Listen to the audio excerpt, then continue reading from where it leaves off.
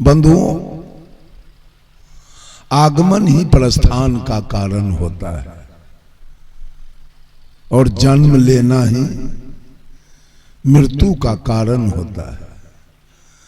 फरना ही झरने का कारण होता है और बरना ही बुताने का कारण होता है। रात ही दिन का कारण होता है और हंसना ही रोने का कारण होता है।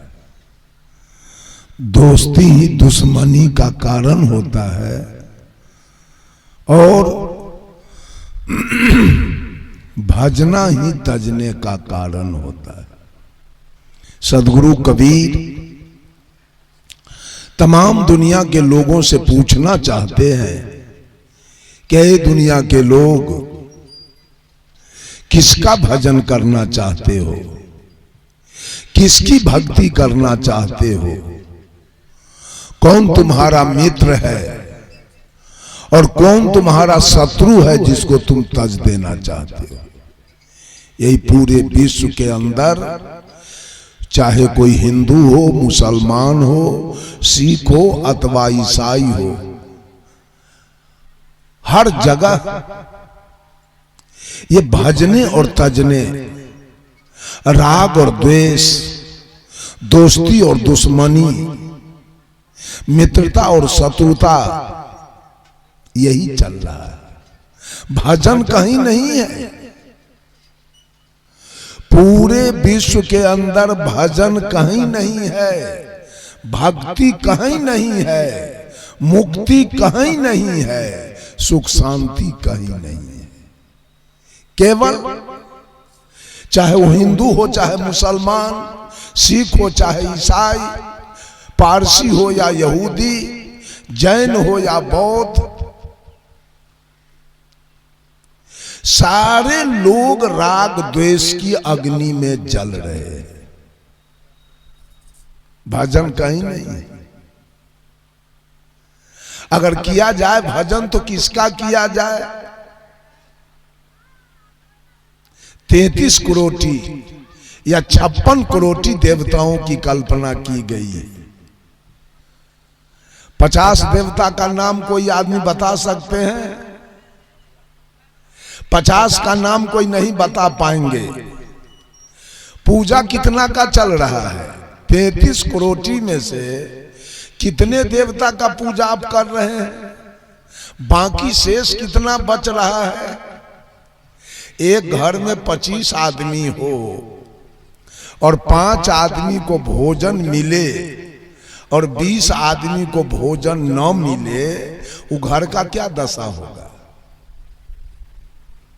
घर में प्रेम रहेगा, भाव रहेगा कि घर जलेगा? ये पूरे सृष्टि की वही हाल है। सारे लोग राग द्वेष की अग्नि में जल रहे हैं। मंदिर वाले को मस्जिद पसंद नहीं है और मस्जिद वाले को मंदिर पसंद नहीं है।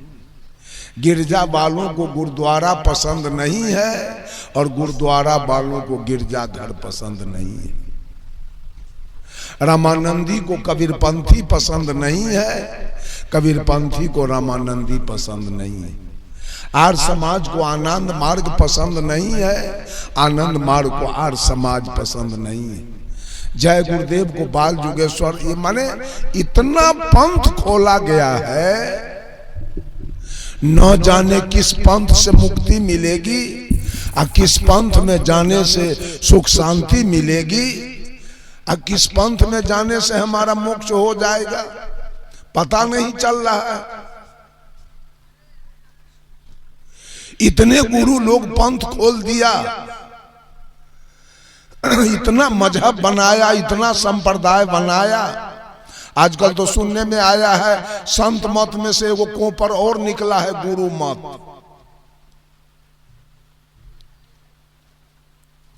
एक और कोपर निकला है, गुरु मत। अब संत मत वाले तरेंगे कि गुरु मत वाले तरेंगे, पता नहीं चल रहा है। रामानंदी तरेंगे कि कबीरपंथी तरेंगे, आर्य समाज वाले तरेंगे कि आनंद मार्ग वाले तरेंगे, गायत्री परिवार वाले तरेंगे कि जय गुरुदेव वाले तरेंगे, कि बाल जुगेश्वर वाले तरेंगे, कि सतपाल महाराज वाले तरेंगे, कि रामपाल जी वाले तरेंगे, कि भगवान रजनीश वाले तरेंगे, कि बाबा हरदेव सिंह वाले तरेंगे, कि आशुतोष जी महाराज वाले तरेंगे, कि ठाकुर अनुकूल चंद्र जी वाले तरेंगे, कि राधा स्वामी वाले तरेंगे, कि ओम शांति वाले तरेंगे, कि संत मत वाले तरेंगे, कि जैन वाले तरेंगे, कि बौद्ध वाले। किसको मुक्ति होगी? किसका कल्याण होगा? किसके जीवन में सुख शांति आएगी? इस्लाम को तो छोड़ दीजिए, यहूदी को छोड़ दीजिए, पारसी को छोड़ दीजिए, जैन को छोड़िए, बौद्ध को छोड़िए, पहले हिंदू में फरिया लीजिए। किसका शब्द कारगर है? किसके शब्द से मुक्ति हो जाएगी?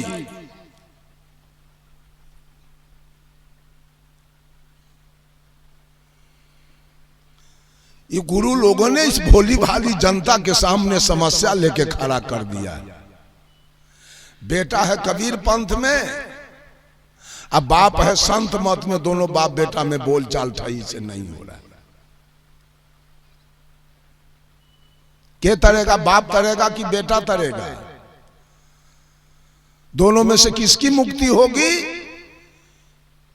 इस सारा 420 गुरुआ लोगों का है। ये दल बना बना करके, पंथ बना बना करके हर जगह लड़ाई झगड़ा, परिवार को बर्बाद करने का काम धंधा शुरू किया है, सिखा सिखा करके। साहब कबीर ने कोई पंथ की चर्चा नहीं किया, कोई मजहब की चर्चा नहीं किया, कोई संप्रदाय की चर्चा नहीं किया।